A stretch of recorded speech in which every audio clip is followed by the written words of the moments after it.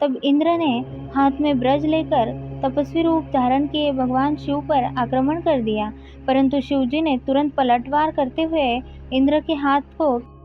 ओम नमः शिवाय। आस्था सागर YouTube channel में आपका स्वागत है।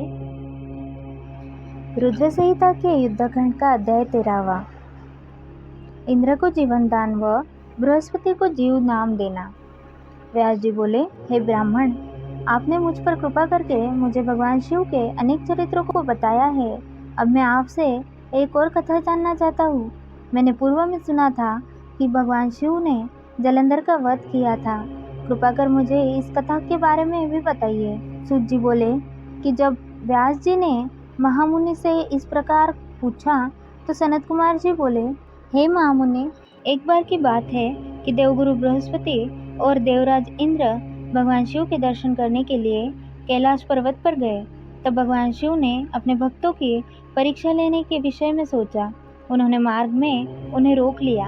कैलाश पर्वत के रास्ते में ही वे अपना रूप बदलकर तपस्वी का वेश धारण करके बैठ गए। जैसे ही देवराज इंद्र वहां से निकले, उन्होंने तपस्वी से पूछा कि भगवान शिव अपने स्थान पर ही है या कहीं और गए हैं। यह पूछकर उन्होंने तपस्वी से उनके नाम आदि के विषय में भी जानना चाहा, परंतु तपस्वी रूप में शिवजी चुप रहे और कुछ न बोले।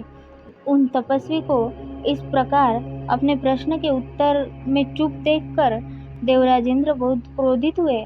वे बोले, अरे, मैं तुमसे पूछ रहा हूँ और तू है कि उत्तर ही नहीं दे रहा है। जब तपस्वी ने पलटकर पुनः उत्तर नहीं दिया, तब इंद्र ने हाथ में ब्रज लेकर तपस्वी रूप धारण किए भगवान शिव पर आक्रमण कर दिया, परंतु शिवजी ने तुरंत पलटवार करते हुए इंद्र के हाथ को पीछे धकेल दिया।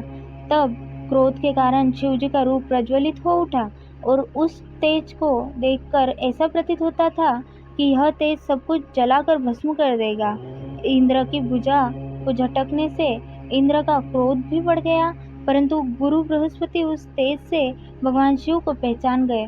देवगुरु बृहस्पति ने तुरंत हाथ जोड़कर देवादिदेव भगवान शिव को प्रणाम किया और उनकी स्तुति करने लगे। बृहस्पति जी ने देवराज इंद्र को भी शिव चरणों में झुका दिया और क्षमा याचना करने लगे। वे बोले कि हे प्रभु, अज्ञानतावश हम आपको पहचान नहीं पाए। भूलवश आपकी अवहेलना करने का अपराध देवराज इंद्र से हो गया है। हे भगवान, आप तो करुणा निधान है। भक्तवत्सल होने के कारण आप सदा अपने भक्तों के भी वश में रहते हैं। प्रभु, कृपा करके इंद्रदेव को क्षमा कर दीजिए।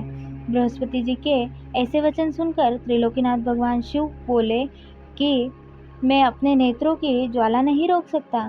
तब बृहस्पति जी बोले कि प्रभु, आप इंद्रदेव पर दया कीजिए और अपने क्रोध की अग्नि को कहीं और स्थापित कर देवराज का अपराध क्षमा कीजिए। तब भगवान शिव बोले, हे बृहस्पति, मैं तुम्हारे चातुर्य से प्रसन्न हूँ। आज तुमने इंद्र को जीवन दान दिलाया है, इसलिए तुम्हें जीव नाम से प्रसिद्धि मिलेगी। यह कहकर उन्होंने अपने क्रोध की ज्वाला को समुद्र में फेंक दिया। तब इंद्रदेव और देवगुरु बृहस्पति ने भगवान शिव को धन्यवाद दिया और उन्हें प्रणाम करके स्वर्गलोक चले गए। अध्याय 13वां समाप्त। ओम नमः शिवाय।